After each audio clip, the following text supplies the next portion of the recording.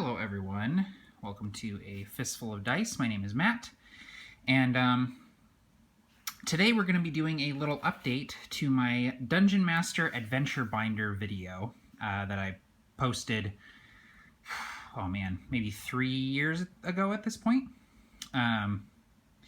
Since then my binder has changed quite a bit.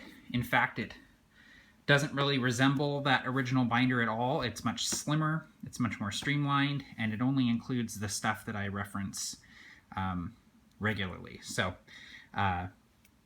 if you've seen that last DungeonMaster Adventure Binder video, then you probably will enjoy this one because there's a lot of new stuff to take in. So the first thing you'll notice is the art on the front and the back.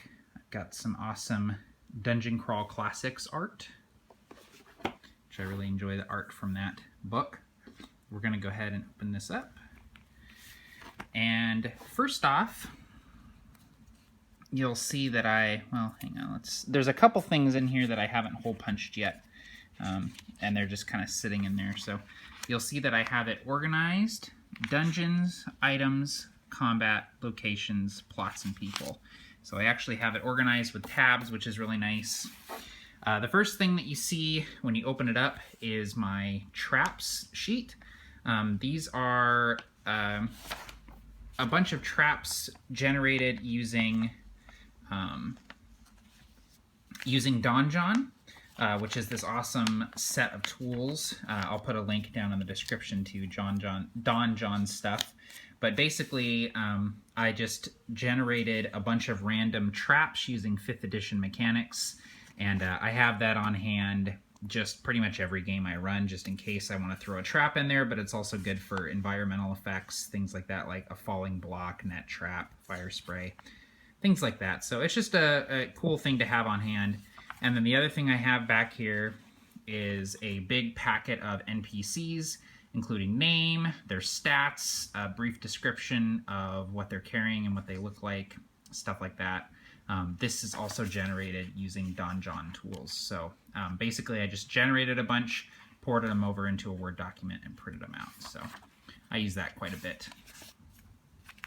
So those are just, I have those for easy access because I tend to use those actually during the game, whereas the rest of this stuff I tend to look at during prep and things like that. So the first thing in the binder here, as we go into the stuff that's actually in the binder, is this sheet, which was put out by Mike Shea, the Lazy Dungeon Master, otherwise known as Sly Flourish. It's actually from the Lazy Dungeon Master, and it's just a nice little reference that I tend to just kind of glance at if I'm a little bit stuck during prep, if I need a little bit of inspiration. So there's a list of names here. There's a list of like famous characters to use as frameworks for NPCs or characters that I want to play, NPC traits, NPC occupations, movie-inspired quests. So it's quests from famous movies. So you'll see like Conan the Barbarian, Firefly, Blade Runner, I believe. Yeah, Bridge on the River Kwai is on here.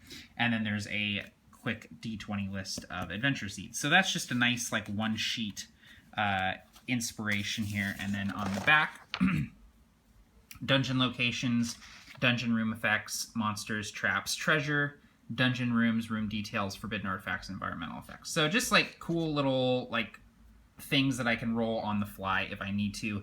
Again, I have that up front with my traps and NPCs because this is something that I might actually reference during the sessions. So again, that's available on slyflourish.com. Okay, so the first section is dungeons. And this first bunch of sheets here is the Dungeon Toolbox from the Pathfinder Game Mastery Guide, which remains one of my favorite RPG books of all time, even though I don't play Pathfinder anymore. So you'll see that it's a lot of just cool stuff for generating a dungeon. You've got places to find the dungeon, types of dungeons, different rooms, characteristics and features, things like that. So just a really cool like toolbox for rolling up random dungeons. Then we have here something that was included in my previous DungeonMaster binder, was this Dungeon Alphabet book. But what I've done is I've only taken the stuff that I want to use and included it. So this is the A is for Altars page from the Dungeon Alphabet. And C is for Caves. D is for Doors. E is for Echoes. F is for Fungi. So again, these are just kind of like roll tables of fun stuff for dungeons. H is for Hallways. L is for Levers. And R is for Rooms, which is a 2-page spread with the random rooms, and then over here, original purpose of rooms and chambers. So different categories of rooms, and you can kind of go through the roll tables to find the original purpose of the rooms in the dungeon. And again, those are from the Dungeon Alphabet. And then finally, we have T is for Traps, which is another sort of trap generator here. This here is our pages from the Game Master's Guide from the Pathfinder Beginner Box, with some trap ideas here. And I don't use this very much anymore because this is their Pathfinder mechanics. So, you know, I'm fairly familiar with Pathfinder. I'm familiar with 5th edition, so it's easy enough for me to just kind of change the mechanics, but it just is mostly for inspiration for different kinds of traps and things like that. Different traps and hazards, basically. The next step we have is Dungeon Master Johnny's Puzzle Creation Book, which includes roll tables for creating random puzzles as well as a bunch of riddles. So this is just a great reference for if you're into puzzles and riddles and stuff. It's a really easy way to generate that sort of thing. The next thing we have here is actually something that I created. It's not hole punched yet. I still need to hole punch it and put it in here, but it's the Sentinel Gate generator from my book Stone Rift, Thunder Dwarves of Aeronoth, which is available on AbsoluteTabletop.com. Basically, it's a cool system for creating traps and puzzles that require the entire party in order to beat. So basically, Sentinel Gates are sentient doorways that require multiple checks in order to beat them, basically. So, just for instance, you know, you would roll a d6 or choose the DC of the difficulty of the checks, right, depending on how difficult you wanted the Sentinel Gate to be. And then you could roll a d10 either once or 4 times to generate a random Sentinel Gate.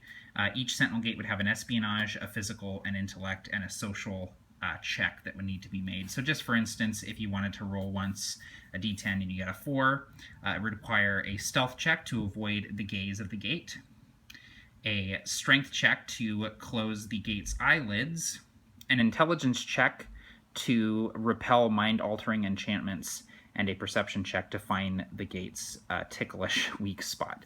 So basically, this would require 4 different checks from 4 different characters. So it's kind of a cool way to present what is essentially a sort of skill challenge that would require the party to work in tandem with each other. So I'm fairly happy with that system for generating kind of cool and fun puzzles. So if you're interested in seeing more of that, you can check it out on AbsoluteTabletop.com. All right, next up we have the items section.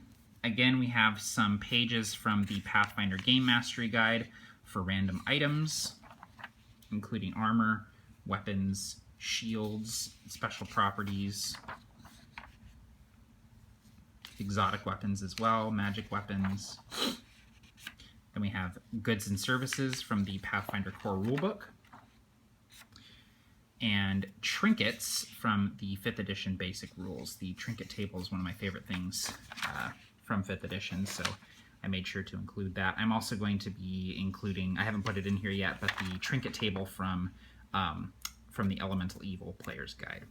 So, and then next up we have, this is something that I got on Drive-Thru RPG. It's gems and art objects. It's just a random table of different gems and art objects that you can find. I just like being able to do this because you don't necessarily just want to say, oh, you find 100 gold worth of gems. You want to be able to say, you know, what they look like and what color they are and things like that. So I like being able to have that in case I need it. And then, again, from the dungeon alphabet here, we have B is for books, so a random roll table for different kinds of books. G is for gold, different kinds of, different ways to give your players coinage, basically. J is for jewels, again, a way to generate different gems and jewels and things like that. And R is for relics. So you'll remember that we had R is for rooms earlier. R is also for relics. So random roll table of different relics the players might be able to find. Some other stuff that I want to add into this section, I want to add some of the Be a Better Game Master stuff in here, and I also have some Raging Swan stuff that I want to print out and add to that for different items and stuff. So next we have the smallest section in the binder is the combat section. The thing I have in here right now is Fistful of Dice's Better Battles, which is just a generator that I created a long time ago to generate combat situations where you get terrain, features, and a event, which is basically like a twist that happens in the combat. This used to be available on my website. My website is currently down, doing some redesigning and stuff like that, but I will put a link down in the description for a Google Drive folder where you can download that if you want. Also, these tables are going to be included in our upcoming adventure kits with Absolute Tabletop. So you'll be able to see a variation of these tables for generating encounters in those books. Then we have 20 unforeseen developments during a battle. Again, this is Dungeon Alphabet. So it's kind of crazy gonzo stuff, but I like it. You roll a d20, you can get some crazy stuff. The bodies of slain combatants rise as undead creatures and attack both sides. This abrupt animation might be the result of a bored deity or a lurking necromancer or powered by a mystical artifact carrying unwittingly by one of the combatants. So you see it's like kind of crazy stuff, but I like it. And then I have the fumbles and critical hits tables from Dungeon Crawl Classics, which, you know, obviously it applies to that system and that system's mechanics, but I find that they're nice for any system, really. So I've got just the basic fumble and critical hit charts from that system.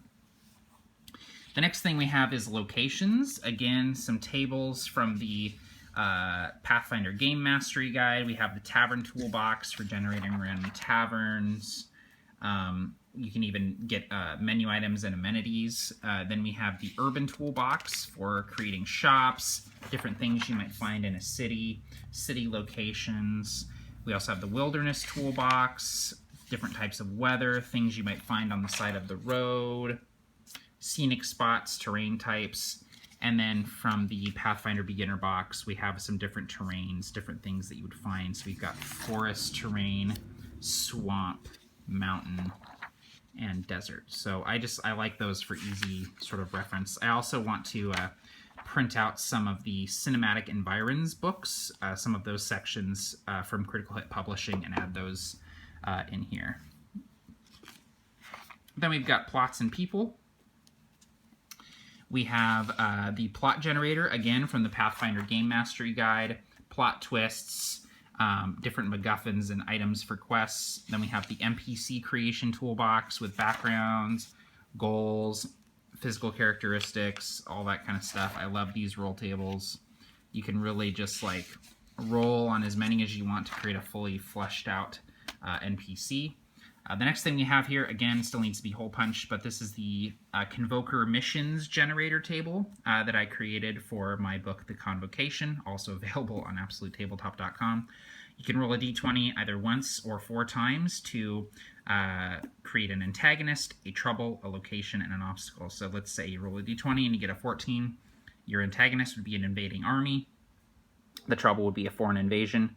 The location is at a military academy, and the obstacle is an attack from above. So this is just a really easy way to generate a session complete with, you know, who you're coming up against, what sorts of, you know, conflict is happening, where it takes place, and some sort of like twist or complication that comes up.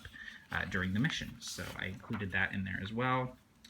And then back here, I use this all the time. This is the Dungeon Crawl Classics tables of names and titles.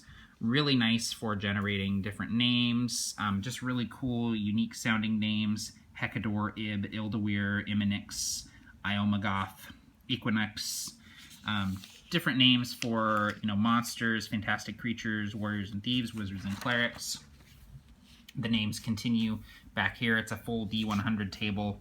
And then we also have a D100, I think it's a D100. Yeah, D100 table of titles. So different titles for different classes here, which I love. It's just nice for creating NPCs or even characters having that sort of inspiration there. So yeah, and then in the back I've got some graph paper just for taking notes and things like that. So yeah, that's my Dungeon Master Adventure Binder as it stands right now. It's an ever-evolving thing. I'm constantly swapping stuff out, removing stuff, adding stuff, moving stuff around. So I use this, not as often during sessions, but it's great to have those resources around for when I'm prepping, when I'm wanting to get inspired, when I'm looking for ideas, things like that. Yeah, that's my Dungeon Master Adventure Binder as of 2017. I'll put some links down below for the resources if you guys are interested in checking them out. But otherwise, I hope everyone's having a good day. Take care and happy gaming all.